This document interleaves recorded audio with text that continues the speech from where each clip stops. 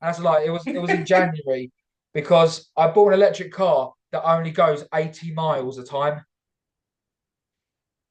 Really? so I can't go anywhere.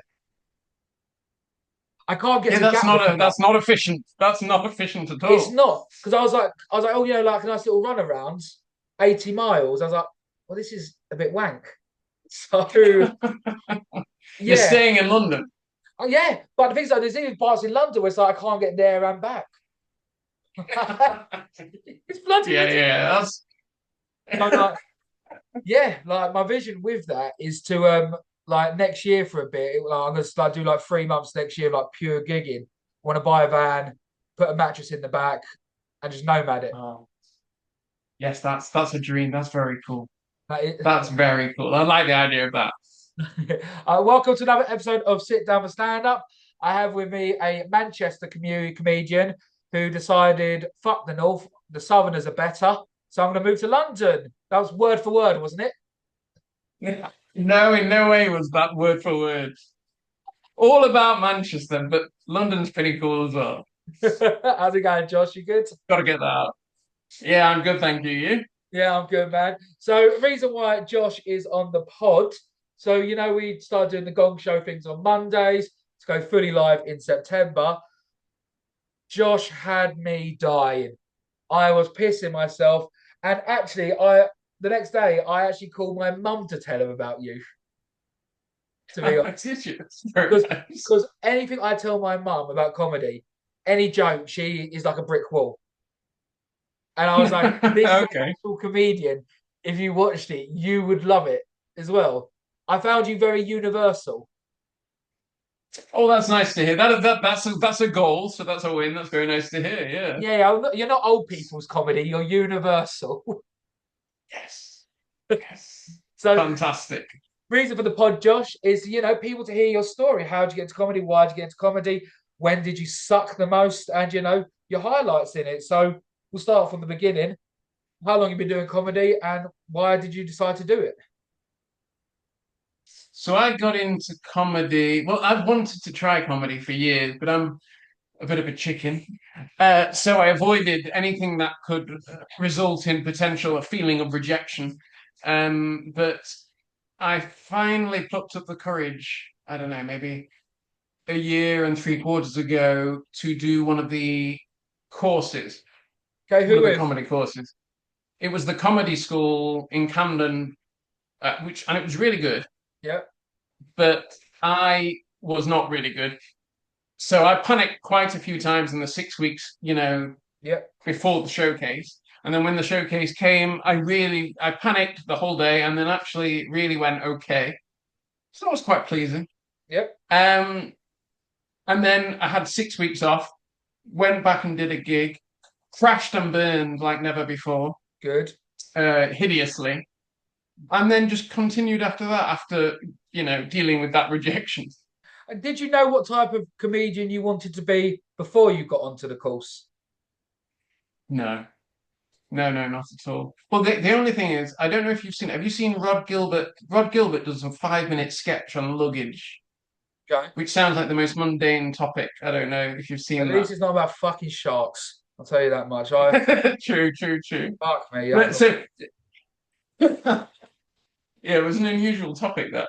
But Rod Gilbert does 5 minutes on luggage, which seems like a mundane topic, but it was absolutely hilarious and all on one topic. And I thought if I could do that, I'd love to be able to do that. Hey, so And so that's why.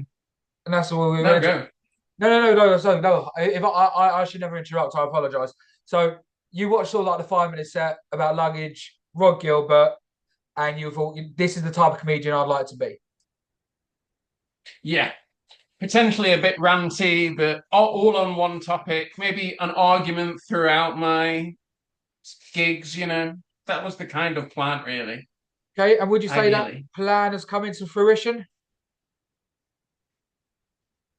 in a way, yes. I mean, one thing that I can say is when my comedy doesn't work at a gig, it doesn't work badly. People either like it or really don't like it. Okay, so I know, but what type of comedian are you? What do you do on stage? So I would say I'm deadpan. I make I seriously look at an unserious topic with props and whilst making it look like it's the most important thing to me in my life. But if people don't like it from the beginning, they're not going to like it at the end either. So it's like, your bit on Monday, I loved it. You had me absolutely pissing myself. But if you, as soon as you took your jump, okay, so just a bit of pretest.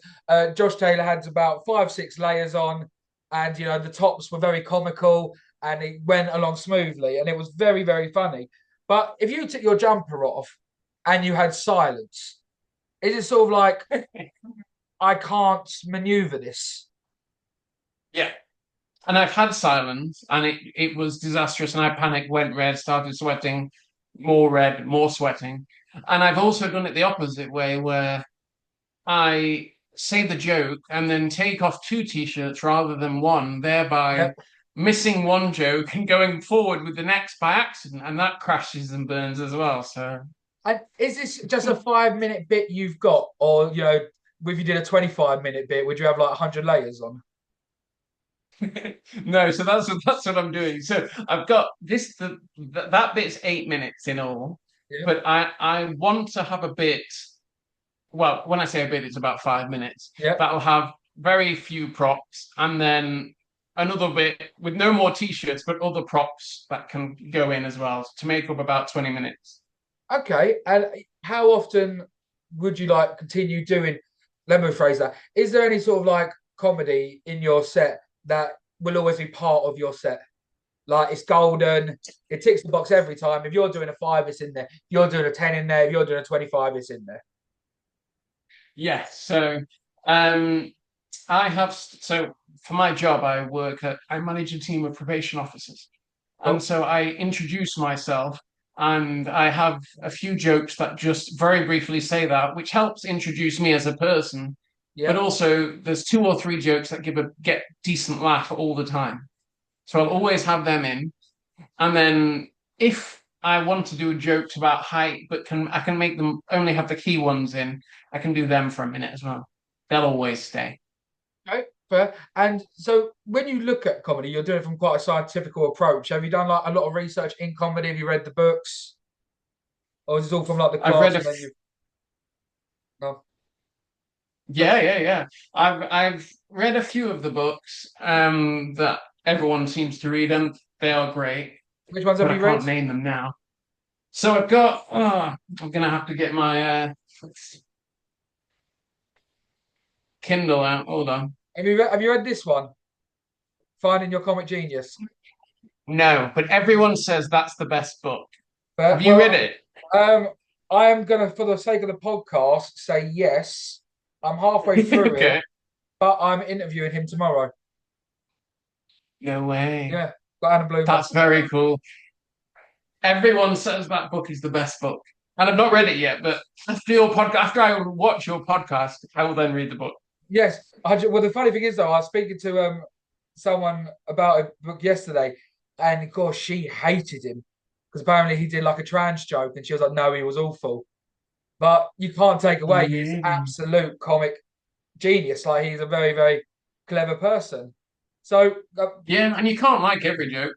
of course you can't. Well, that's my big thing is, and like the thing I'm trying to produce here is I I'm tired, especially in London, of comedians not allowing themselves to be the butt of a joke. Yeah, yeah, yeah, I get what you're saying. Do you know Yeah. what I mean? Like, and that is I a sort think of no, go, go, go. no, and it's sort of like I'm like, and my hatred for London has grown a little bit on the open mic level, where like you can't joke about what you want, even if it's not punching down. You can't joke about what you want, and Mhm. yeah. How do you find the London circuit? I like the London circuit a lot. I think at the beginning I found it quite unwelcoming, but I think that was my perception because everyone comes in at a gig and before they perform they're very nervous and uninterested in everyone else's set because they're so focused on their own. So everyone's got a miserable face on, or what I can perceive as that. Um, but as soon as you settle down, you realize everyone's going through the same shit. Mm. And so really, I've found it really welcoming. Of course, as a general rule, I love that there are no rules in comedy. As Oh, in, yeah. you can pretty much do what you want. Of course, certain topics are going to cause issues, but as a general rule, I can talk about, any ridiculous subject in any way that I want as a general rule. And as long as I don't, hugely offensively say something about a particular group of people, Mm. then I'm fine to go on. And I love that.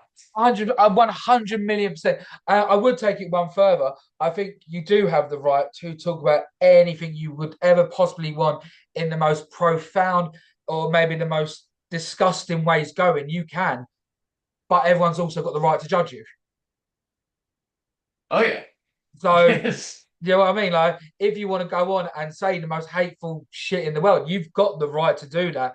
But people have the right also to think you're a bellend. And that is what freedom of speech is. And that is one thing that we cannot take away from comedy, the right to be able to say anything.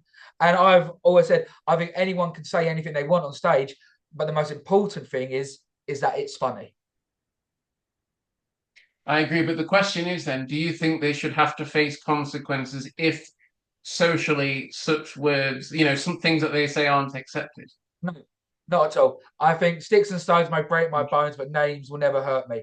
I think that is the. I don't know when that never came. The one I always mention is Glastonbury. That I can't remember what that dildo was called. The deaf to the IDF guy. I think that was wrong. I think he was a wally for doing that. But all I can say is, that's not for me. That's it. Freedom of speech. It's not for me. He had the right to say it. I don't agree with it. So I'm not going to listen. And I think that's where it should end. Interesting. That's where it should. There should be no people getting arrested for freedom of speech. Inciting hate is a different ball game altogether. Like if you're trying to provoke a violence, different. So Anyway, there's the question there, but I agree with you, but here's the question then. He said death to IDF. If it said I don't like the something idea. else that wasn't death, do you Um, see what I mean? hey, let me try and challenge this a little bit. Go, go. I think if I was in Washington DC, outside the White House saying "Let's shoot Trump," problem. But if I'm in another country going, "Oh, let's shoot Trump," how much of an impact is that going to have? I agree with you theoretically, apart from the idea of globalization. You're wanting this to go worldwide. You're wanting people in America, Australia, whatever, to watch this. Glastonbury, everyone watches. Yeah. Yeah. I mean, I've got no political views whatsoever on absolutely anything. I never talk about politics in my comedy. I never talk about football in my comedy. I never talk about religion in my comedy. Because Yep. I do feel like if you're going to say something, adverse, something out there, it's got to be funny enough to merit the backlash. Oh, I agree with that. Yeah. Yeah, yeah, yeah. I've got some fantastic example. I've got some fantastic Muslim jokes. I will never say them on stage, but my mate Abdul, I'll send them to him, being like, who's a Muslim comedian, be like, mate, what do you think of this? Like, you can take it. I'm never going to use it. Here you go. Like, go Does crazy he with it. use them? Well, he's used one of them, yeah. And I was like, yeah, that's my boy. Like, but because that's the nice thing, because I do think it is important the persona you give off on stage. Like Yeah, being a yeah, white overweight guy in my 30s, I can make it like say like a black joke, a gay joke, but there's no point because my persona's not going to do it justice. Where yes, yes, yes, yes. a fat joke will do more justice because I'm a fat guy. So the No, persona I get and you. I get you. the comedic skill element match up. To be honest, so like, Yes. how did you choose the topics you wanted to talk about? So I think deep down, I've always had a bit of a paranoia about my own height. But you're 5'9", aren't And I'm 5'9". Yeah, I'm 5'9", and it's not a big deal. But I was 13 when I was 5'9", so I've not grown since. And all my friends grew up, from much shorter than me to much taller than me. And screw the bastards. you? So I thought this was an opportunity, and I felt it worked because I'm so close to what is deemed the average anyway. That's what I think is so But good about your my set. If you was a midget, thank you. I don't think it hit as hard. But as you're like, do you know what I mean? As I say, like the average weight is 87 kilos and you're 88 kilos. Like you're just so on the level. And it's like as you become so passionate about it, I thought it was brilliant. Thank you, I appreciate it. So so where are we in the comedy world right now? Like we're London. Are we doing open mic fives? We moved on to tens. We moved on to paids. So I've got quite a few tens that I'm doing, and then a couple of fifth, as in paid tens, and then I've got a couple which I'm excited about, paid 15s. Nice. And they're my first 15, so I'm working towards having a solid 15 for mid-September, which is when they are. Okay. And yeah, Okay. Let me ask you. Let's say hypothetically, Donny promoter, Big Silver, fuck knows, came to you. Was like, I want you on tomorrow night. I've got a 25-minute spot, 200 quid. Would you take it? no, Why? no, because I'm not someone that works off the. I'm not good off the cuff. Okay. I plan my material. I'm very meticulous with it. Everything's kind of learned and gone through. So it's not the scenario where I'm off the cuff just coming up with riffs or whatever. Okay. And I imagine you're good at that. you know what? I wasn't. My crowd work was dog shit, but it has got better. It has got better, but I do find myself going off on rants and tangents. My hardest bit with crowd work is by going back to my material, how to loop it back. Ah, yes, yes, yes, yes, yes. I get you. Yeah, yeah, yeah. But that is tough. That is tough. And that's something I've got to work on. How's your crowd work at the moment? Well, all my crowd work only appears. So whenever I do crowd work, it only appears like it's real crowd work. I ask a question when I 100% know the potential answers and have a Okay. joke ready for those answers. So it's Right. not real crowd work. It's like closed Um, questions. Closed questions or leading questions. That So really, yeah. one of my favorite closed questions I use, and I love it so much. Just before I don't punch down on my gay bit. I make it about me. You'll hear it next Monday because I'll do it on the mic thing to prove that I am actually, or I actually think I'm funny. It's basically, is there anyone Okay. gay in the building tonight? Oh, thanks for coming out. Nice and simple. Like it's so cheap. Or it's like, is Yeah. there anyone short in the building? I would ask you to stand, but there's no point. Like, it's like Yeah, yeah, so basic bitch, low hanging fruit. Like yeah. sort of comedy. Have you had to deal with any hecklers before? Only a nice heckler. So during the showcase, Yeah. I forgot my lines for about 10 seconds. And I can't remember his name. Such a nice guy. It was an Olympic runner, former Olympic runner who did the course with us. Mhm. I think he shouted something that just made the audience laugh so that I could find my, place again in my set in my head. And it was just really nice. I've not had any difficult ones. Okay, how would you deal with a difficult one? Actually, I lie. So Okay. I work. As I said, I work I manage a team of probation officers, and one of the jokes I do is around that. And at one of the sets that I did, at one of the gigs, was someone who is on a very long sentence, and she started shouting out. And she said she's an IPP offender, which is someone who's on an indeterminate sentence because of the risk they are assessed to pose to the public. Right, cool. Yes. And I was like, wow, no way. And she said, yeah, yeah, I'm not, I'm not. So I was like, do you want me to move material, change material? And she said, yes. I was like, fine, let's do it. There's no point getting into an argument with that. You know what I mean? So someone who could be a threat to the public is upset about what a comedian could say on stage. Yes. I'm like, bitch, this I'm is your not getting in. I'm sentence. not. Bitch, this is your sentence. Like, you've done the time. Like, so you've done the crime, bitch. Do the time. Sit there and shut the fuck up. Yeah, Like, true, true, true, true. slap that. But I'm not getting. I'm not being the one that's coming out being the victim. That's the thing. Yeah. She created a victim. Now she's playing the victim. Oh, fuck me. Brilliant. Oh, I'd love. You know, it's like you see them sometimes live, or like live and on stage, or like online and stuff. You're like, I wish I was the comedian on that bit because I try and play Yeah, along. If I was on the comedian, what would I have said and stuff? And it's a yes, lot yes, easier to yeah. do it when you're not on stage. Oh yeah. Afterwards, I've always got a million things I can think of to say. Yeah, Captain Hindsight. One to think. I mean, Yes, yeah. like your 5 minutes is a solid 5 minutes. How have you done any gong shows before, and how have they gone? So I've done all of the London Gong shows, and they've gone pretty well. Well, you know, I Comedy won the Store, Big Belly. Sorry. Comedy Store. Done the Comedy Store Gong Show. It went quite weirdly in that I sound utterly racist at the beginning of my set, the first joke. So I start by saying the demographics of this country are changing. I see it when I walk the streets, and I don't like it. I don't like it one bit. I have a scowl on my face. And now there's no grace period on a Comedy Store Gong, so they can gong you off straight away. And the audience picked up on my racial beginning and didn't give me time to finish the joke. So they all put the gongs up and I was off Mm. 16 seconds. But luckily the MC said he can't truly be that racist. Let him finish the joke and then we'll see if he's worth gonging off.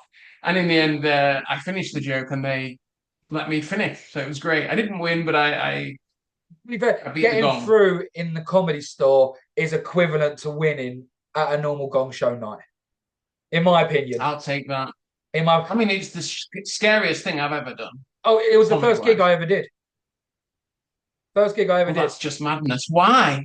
because I never done comedy before, and I was like, you know what? So I didn't know the process or how hard it was to get spots. So I was like, oh, let me just apply to the Comedy Store. You know, I'm going to be amazing.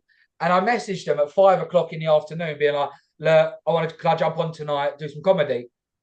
And they got back to me a half hour later, being like, yeah, we've just had 3 or 4 dropouts. Come along tonight at, be there for 7. I was like, okay, cool.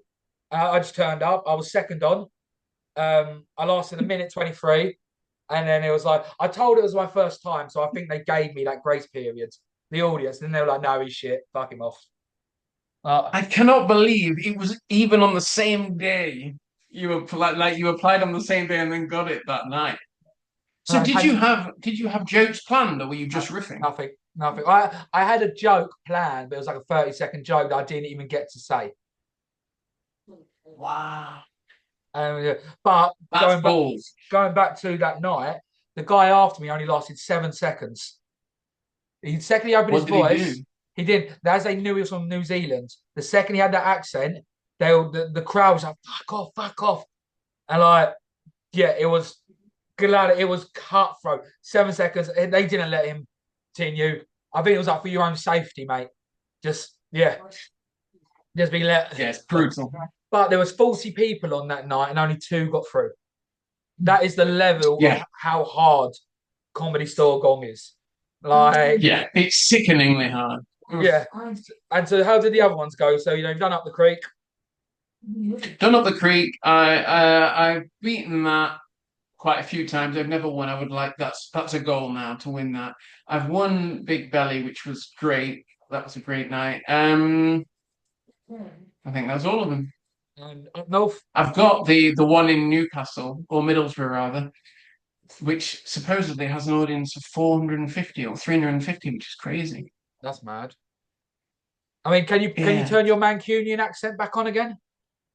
I can try for sure.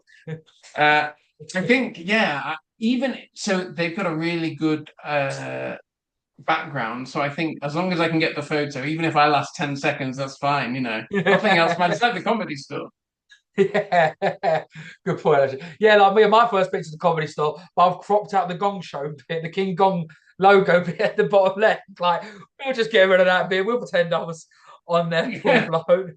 So, the Gong Shows go quite well with you. Do you, when you do a competition, do your solid 5, or have you tried new material? I've tried new material once or twice and it's gone badly. I think got to go with the strongest stuff for a gong show. What about you? I've I've On Blackout, I did, yeah, I did my actual, like, you know what, my polished five. And Mm, yeah, it went well. So I didn't win, but it went well, no. to be honest. But I find the Blackout such a hard room as well because it is such a diverse room. Like, like to me, like Yeah. on the left was all like the let me just say the politely, the roadmen of life. And like on all the right seemed to be like all like the LGBT. And then the middle was all like your 40-year-old women and husbands. So I found it like a very like I don't know if I'm appealing to like all demographic, but you know, it sort of worked. I mean, part of that, how do you find like London? I'm gonna use my favourite word here. How do you find bringer spots in London? Bringer spots are tough. They're really tough. I mean, it's the fact that you're committing to cover someone else. You know, you've got a limited amount of nights a week. Let's say you're trying to do two or three gigs a week. And then that's essentially all your nights if you're bringing for other people as well. It's real tough. For me, it was important to, as far as possible, get out of the bringer spots as quickly. So I'll occasionally do a bringer now, but only if I know the person who's running it and I know it's a good gig, and if it's something I really want to try out. Okay, new material. So Otherwise, no. not like there's a place you can go online and try out new material there and then in front of seasoned Well, judges. now there is. Oh, well, Yes. I'm plugging my own show on my own show. Just fucking madness. So, how often do you try new material, and how many times would you try it before you're like, you know what, I like this, or no, like this doesn't work? So I try, because generally my new material is a full 5 minute thing. I try maybe one every other month, and I'll go on and do it like 10 times if possible. Oh, okay, good And enough. then by the end of those 10 times, I can tell which parts of that joke work and which parts need to be got rid of and then rethought out. Okay. And when it comes to sort of writing new material, what is your sort of joke writing process? How do you go about writing a joke? I often find a weird, so I think what I do is I find a weird concept or an unusual concept that doesn't quite work in my head, and then I play off it. So, for example, currently my thing is I read a story about a guy who was convicted of stalking 200 people and making over 4,000 nuisance phone calls, and a newspaper article labeled him the UK's worst stalker. Hmm. But really, if he's done that many, if he was stalking that many people, he's got to be one of the best stalkers, That's not quite the a season. worst. And so now my argument in this whole set is I'm proving that he's actually the best stalker, and we're just very negative here in the UK, kind of thing. Credit where credit's due, almost.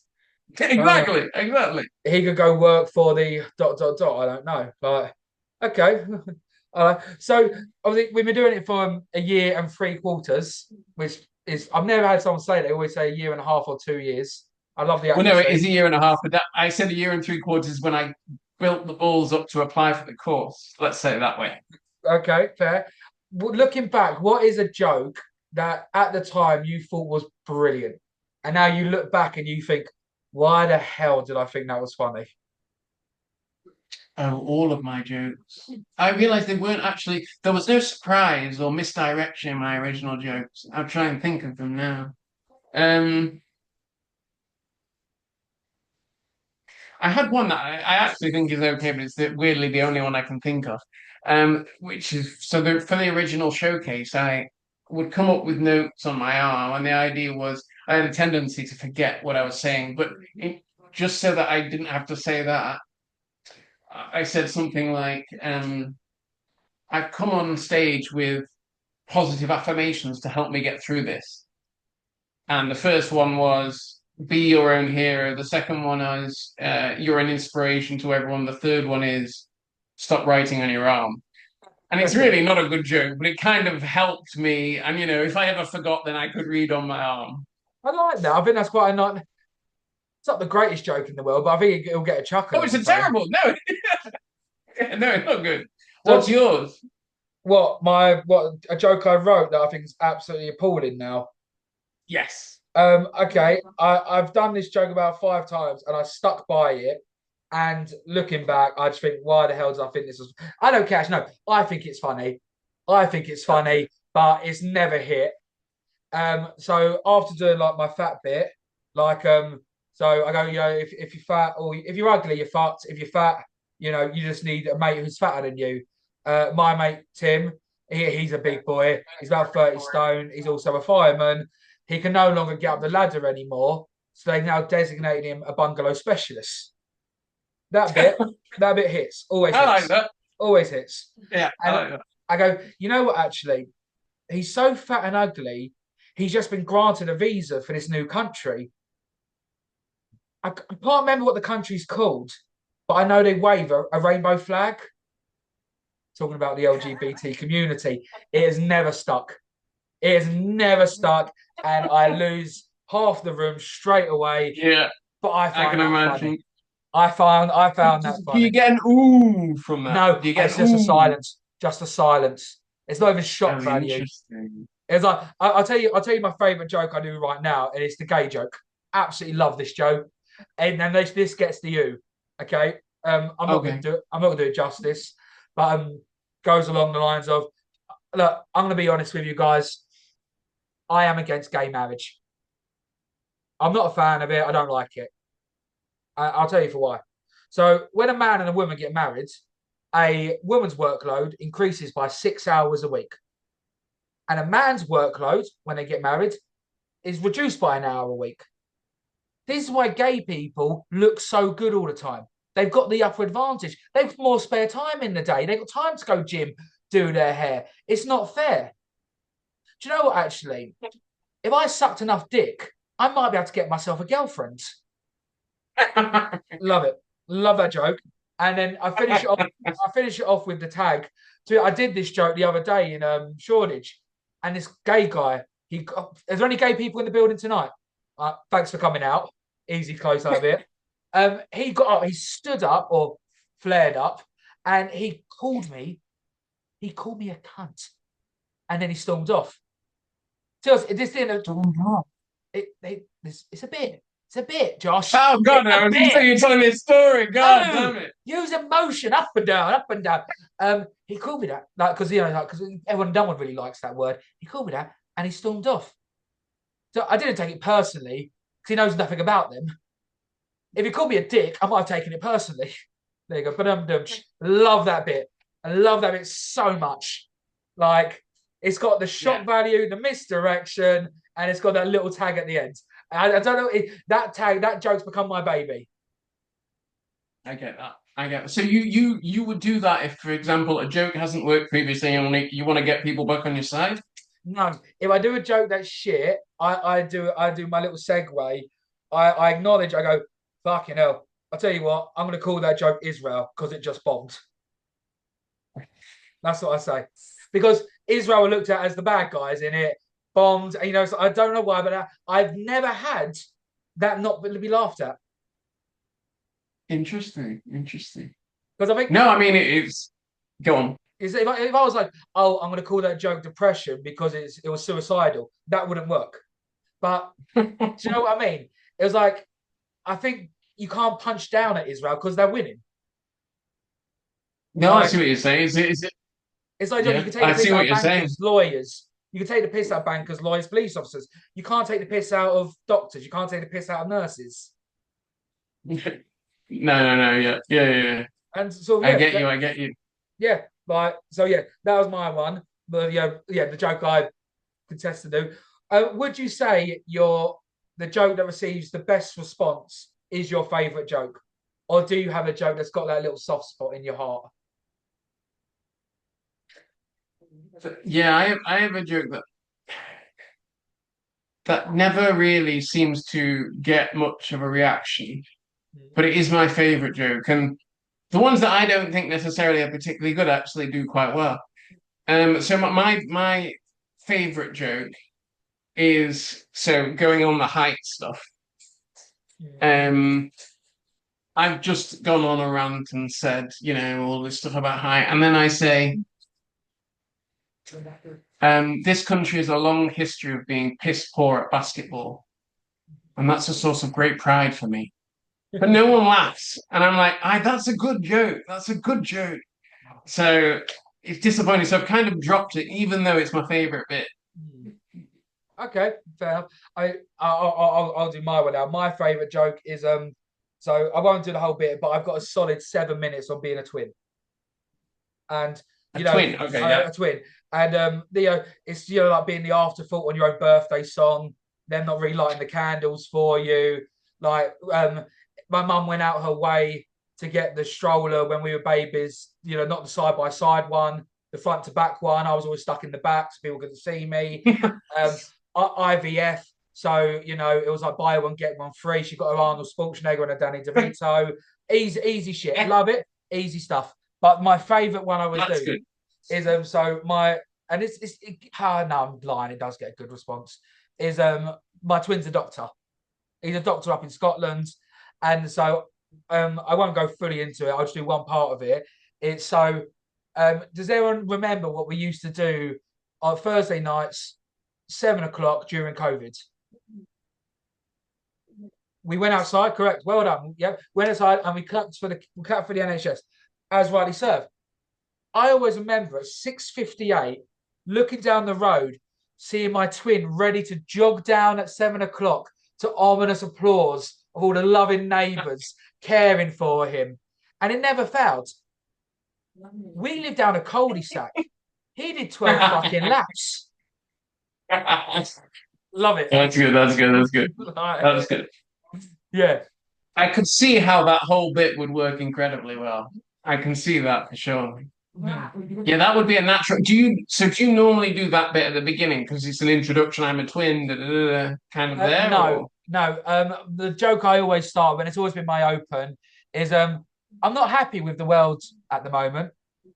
We made it so you can no longer laugh at fat people. It does make this job a lot harder. That's my open straight away. And to be fair, they in fact, actually, universities now they put safe spaces in universities for fat people. It's a pretty big space, always located next to the cafeteria. yeah. And then I do the Tim Fireman bit, and then so I am a twin.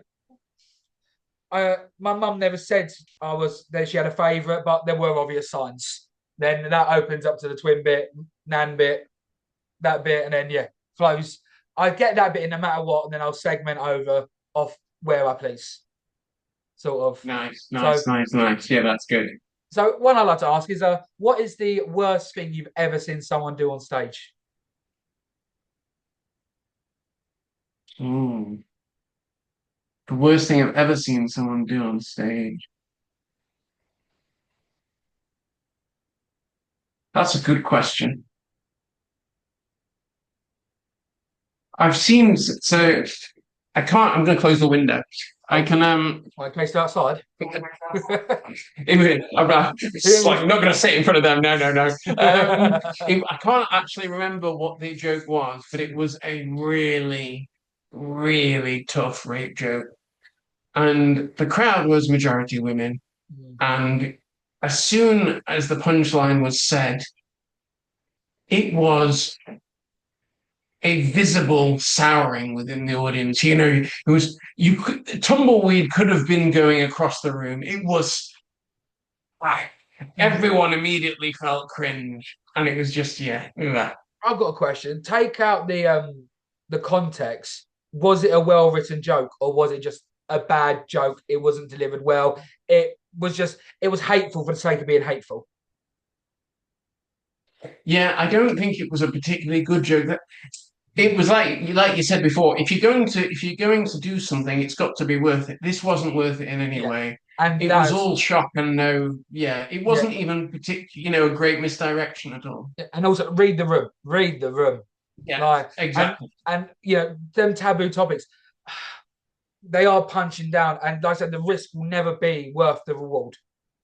I couldn't tell you one comedian out there who could go into a room like that and deliver a joke of that extreme. And that's 100%. Just bad. That's bad intuition. Foresight, bad foresight, that is. it's also hard because they always say you're playing a persona on stage, but it is still an element of a representation of yourself because you're the one who's chosen to go up there and say that. 100%, You can joke about 100%. anything you want in the world. You've decided to go up and say that. So evaluate why. I think, yeah, I 100% think that. I think it's like, for example, if you go on a dating app and you only put negatives about what you're not looking for, it puts you off because you can talk about anything about you or any interest, anything, and you choose the negatives or the sour and the sour. And in this case, rate. Yeah. I completely agree with you. And also, like I think we're on this sort of level, unless you're sort of like banging out the 25-minute sets and people know you without ever meeting you, they know your name before they go, you've made it that sort of level. I love it, and I really pushed this on Monday, and I think it's so true. I hate it when someone's done 5, 10 minutes and I still don't know anything about them. I like to, even if it's just one Yeah, little thing about them. So, like my bit there, you now know I've got a twin. You now know something yes, extra about me. So yeah, you can take that away with you. Like, the fat joke, that's self obvious. Do you know what I mean? You know all that, but I've told you a little bit about my life. And I like yeah. that in comedy when you learn stuff where doing them sort of, touchdown, not touchdown, like punch down, not touchdown, not a fucking touchdown, punch down jokes. You're not learning anything about them. No, 100%. It makes it more personal, and often you can make it more. You feel like you're having a chat with the person because you're learning about them. I get that. I get that completely. And that's one thing I do love. So, I will finish with this, and it's always my favourite question. It's a two-parter. Don't really give a shit about the first bit, but I just ask it to be polite. What's been your favourite moment on stage, and what time did you bomb the hardest? Oh, favorite time on stage was probably the first time I beat the gong up the creek. This Yeah, was like, okay, maybe, I can make people laugh. That was very nice. That was special. I think I didn't sleep the whole night after. So that was nice. The worst is far worse than the good was, good.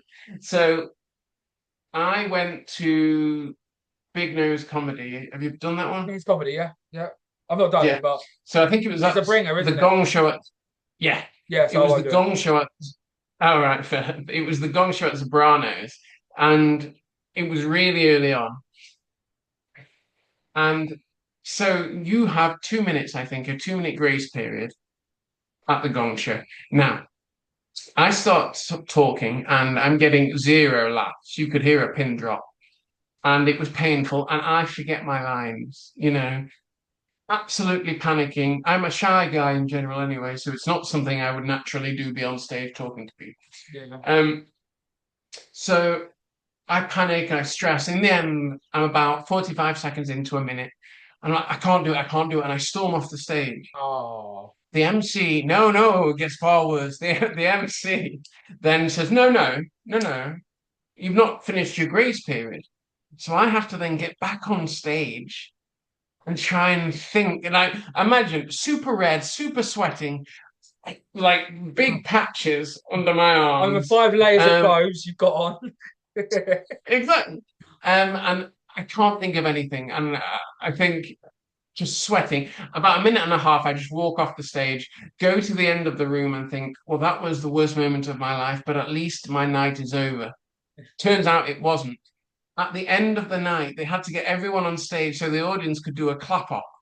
Well, even if you And so didn't they get do a through, clap off and he's pointing at everyone. You what? even if you didn't get through, you still But got a clap off. even if you didn't get through. And so he's going around each Oh, person as he's doing this, gets a cheer, and you could audibly hear the as the hand went past me. Oh, oh hideous. man. Was like the biggest winner next to you just before. So it's roar and applause. Oh, yeah, yeah, Just have a baby yeah. crying in the background. Exactly. Oh, Exactly. It's really good for like rejection therapy, though. oh, Once you learn that you'll survive it, 100%. I'll tell you what, my confidence skills have gone through the roof. I could talk to anyone Yeah, now. so And also, I treat everyone like crowd work. I was in Asda earlier, and I'm talking to the cashier like it's crowd work. You know, oh, so what are you up to What today? you're saying a joke and then you're waiting for audience reaction. Yeah, yeah, the person waiting in the queue behind me. Right. Oh, tough crowd. What brings you here today then, love? Like, oh, oh, oh, it's brilliant. It's fun. But Josh, I've thoroughly enjoyed this, man. Like, thank you for coming on. Same here. So yeah, if you all Josh's details will all be on the Instagram and on the description below. Make sure you give him a follow, and hoping he will be a regular on the live show we are doing. So yeah, Josh, thanks ever so much for coming on, dude. Thank you very much, Dan. I appreciate it. And thanks for having me. Oh, much love, man. Take care of yourself, dude. Cheers, guys.